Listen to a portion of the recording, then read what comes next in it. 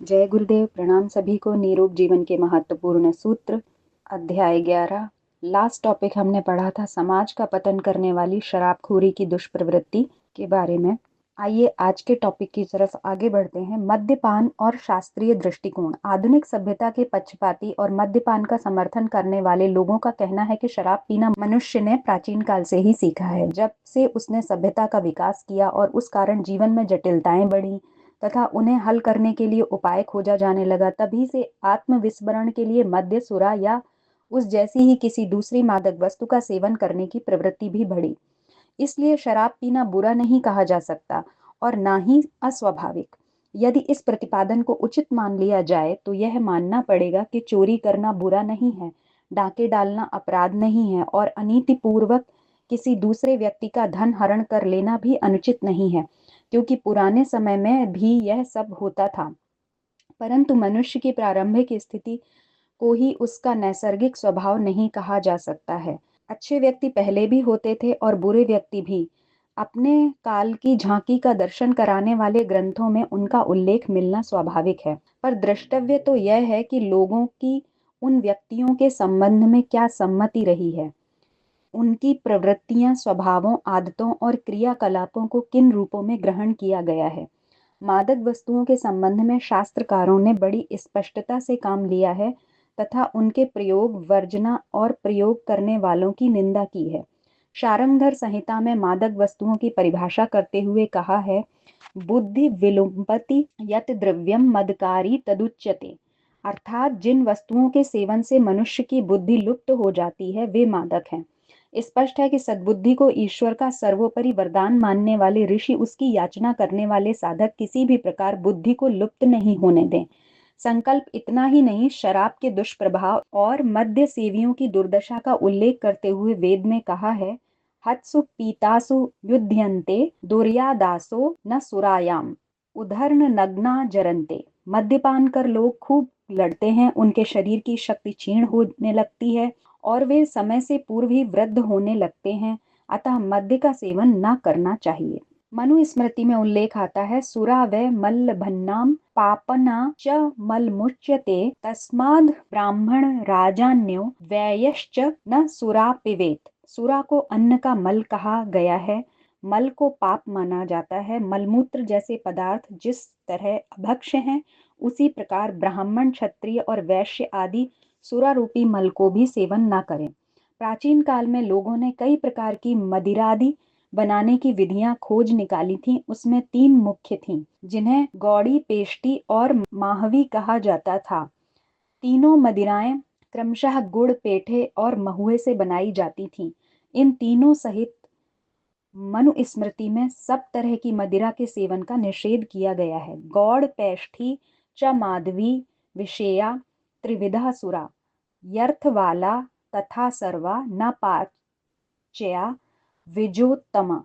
स्त्रियों को भी मादक द्रव्यों के सेवन हेतु सख्ती से मना किया गया है और उनके भयंकर परिणामों से सचेत किया गया है।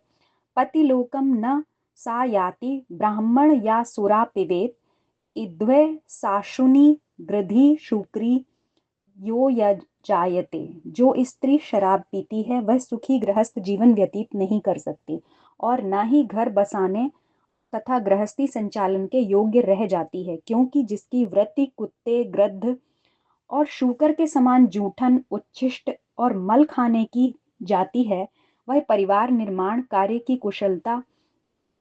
को कुशलता पूर्वक किस प्रकार संपन्न करेगी। साथ ही मद्य को यक्ष, राक्षस, पिशाच और कुकर्मी लोगों का पेय भी कहा है। यक्ष राक्षः पिशाचान्तं मद्यं मासं सुरासवं यद ब्राह्मणे ननातव्य देवानामश्चन तहा हवि।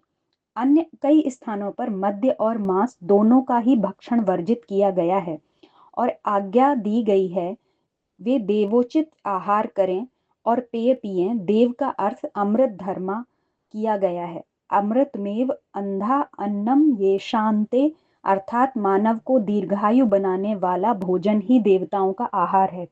व्यक्ति ही नहीं, समाज में भी इस प्रकार की दुष्प्रवृत्तियों को न पनपने देने के लिए सचेत किया है। वैद्यक शास्त्र सुश्रुत के प्रसिद्ध टीकाकार आचार्य उल्हाचार्य का कथन है, मांस कायः सुराकामः स्त्रीकामः साहसेरतः मागयस्ताने भूमिष्ठ दृश्यन्ते राजयक्षिणः। अर्थात मगध देश के निवासी मांसाहारी, मद्यपी, शराबी, व्यभिचारी और कामुक होते हैं। इसी कारण वे राजयक्षमा से पीड़ित हैं, न अपने देश की कोई उन्नति कर पाते हैं, न सुख शांति से रह सकते हैं। अपराध, व्यभिचार व मद्य अनैतिकता का अभक्ष्य भक्षण पान से गहरा संबंध है। शराबी व्यक्ति को न अपराध करने में कोई झिझक होती है और न अनैतिक कार्यों में कोई अरुचि। इसी से उन लोगों में अव्यवस्था, अशांति और कलहपूर्ण परिस्थितियां बनी रहती हैं, जिन्हें दूर कर पाना लगभग असंभव ही है। शास्त्रों में कहा गया है कि दूषित आहार करने से बुद्धि भी दूषित हो जाती है और दूषित बुद्धि का व्यक्ति कभी कोई अच्छा काम ढंग से कर ही नहीं सकता। इसीलिए भारतीय मनीषियों ने नीति से कमाई से अर्जित अनाज के साथ आहार के गुण दोषों का भी ध्यान रखने का निर्देश दिया है और ऐसे लोगों के यहाँ भोजन करने का भी निषेध किया है जो मद्य, मांस जैसे अभक्ष्य भक्षण पान का सेवन करते हों। छांदोग्य उपनिषद में एक आख्यायिका आती है जिसमें उपमन्यु का पुत्र प्राचीन शाल, सत्ययज्ञ, मल्लवी, इंद्रदुम्न, जन बुडिल आदि महर्षि आत्मज्ञान का उपदेश प्राप्त करने के लिए अश्वपति के पास जाते हैं। अश्वपति ने उनके उपदेश देने से पूर्व भोजन के लिए आमंत्रित किया तो ऋषि संकोच करने लगे। उनके संकोच को समझकर अश्वपति ने स्पष्ट किया, मेरे देश में न चोर हैं, न कोई कृपण, न व्यभिचारी है, न कामुक, न कोई अनपढ़ है और न अशिक्षित। इससे भी बढ़कर कोई व्यक्ति अभक्ष्य वस्तुओं का सेवन करने वाला नहीं है। 5वें प्रपाढ़क के 12वें खंड में बड़े रोचक ढंग से आती है। भागवत में भी यदुकुल के लोगों की शक्ति और अधिकार के मद में भूलकर अभक्ष्य भक्षण की प्रवृत्ति बढ़ने लगी और तज्जनित विकारों के कारण उनकी उद्दंडता के शमन हेतु कृष्ण को यदुकुल के विनाश की योजना करनी पड़ी। शास्त्रों में शराब पीने वाले को नराधम कहा गया है और उसे ऐसा पाप कहा गया है कि जिसका कोई प्रायश्चित ही नहीं है। मनुस्मृति में शराब का प्रायश्चित सुझाते हुए कहा गया है, गोमूत्र भग्नि वर्षा व पिबेदुद कामेव या पयोघृत वाम ऋणाद गौशक कृद रसमेव वा कणानवा भक्ष्येदम पिण्याक या शुक्र निशि सुरापानाप नुपथम वालवसा जटी ध्वजी। अर्थात शराब पीने वाले को मद्यपान के पाप का प्रायश्चित करने के लिए गौमूत्र, जल, दुग्ध या गौमय रस को अग्नि में गर्म कर मरने तक आजीवन पिए तो या बाल से बने घने कंबल को पहनता हुआ जटा विधि बनकर रहे अथवा 1 वर्ष तक चावल की खल रात को एक समय खाकर रहे, तब तक मदिरा पान के दोष से मुक्त हो सकता है। तब वह मदिरा पान के दोष से मुक्त हो सकता है। प्राचीन भारतीय संस्कृति में मद्यपान के समर्थन में की उल जलूल बातें खोजना और न मिलने पर अर्थ की खींचतान करना अपराधपूर्ण है। धर्मशास्त्रों को जानने और मानने वाले लोगों को अपनी दुष्प्रवृत्ति के समर्थन हेतु कोई आधार प्राप्त करने की कुचेष्टा की अपेक्षा इस पाप से मुक्त होना ही अच्छा है। तो आज के टॉपिक में हमने पढ़ा कि बहुत सारे शास्त्रों में भी मद्यपान का निषेध बताया गया है और कहा गया है कि इसके समान कोई पाप नहीं है, क्योंकि इसको पीने के बाद आपके अंदर का विवेक सो जाता है। और हम सभी गायत्री साधक हैं या जो लोग साधना के पद पे हैं, वो सभी भगवान से सद्बुद्धि की प्रार्थना कर रहे हैं, तो उनके लिए तो वैसे ही निषेध है, पर जो भी ऐसा कर रहा है वो भी पाप के गर्त में जा रहा है। तो शास्त्रों के हिसाब से भी तो इसे करना अनुचित है। आज के लिए इतना ही। जय गुरुदेव, प्रणाम सभी।